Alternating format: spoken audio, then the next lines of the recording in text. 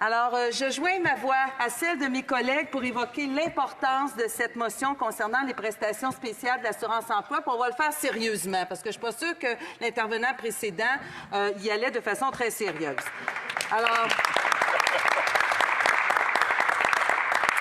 donnons un premier exemple. Hein, on en a beaucoup parlé, le cancer. Selon les statistiques de la Société canadienne du cancer 2019, le taux de survie au cancer du sein a grimpé de 48 % depuis 1986. Par contre, il est le deuxième cancer le plus souvent diagnostiqué.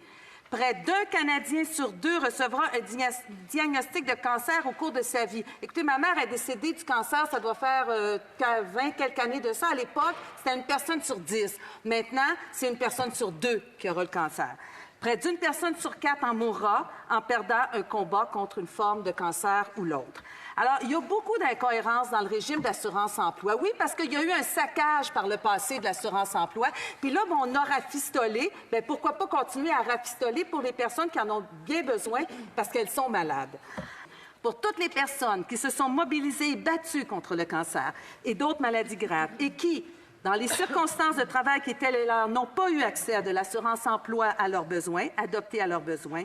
Pour les plus de 500 000 personnes qui ont signé la pétition de Mme Dubé, qui a été remise aux élus en Chambre en 2016, pour toutes les familles qui se rassemblent et donnent du soutien, de l'espoir et de l'amour aux victimes d'une maladie sournoise qu'ils n'ont pas choisie, nous lui demandons de bien vouloir ouvrir cette porte et accueillir favorablement notre motion.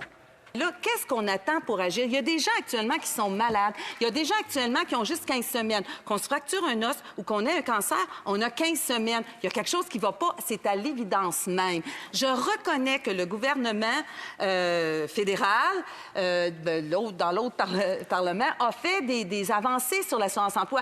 Je reconnais qu'il y a eu un saccage de l'assurance-emploi, qu'il y a eu un gouvernement dans les années 2011, 2012, 2013, oui, qui ont tout fait pour limiter l'accès à l'assurance-emploi. Le gouvernement passé a fait des progrès. Il en reste à faire, c'est clair. Mais si on commence à tout reviser, là, je sais, hein, on sait comment que ça marche ici, là. Je veux dire, ça va prendre... On est correct, on va se revoir dans 10 ans. Je ne serai plus là, mais il y en a d'autres qui le seront.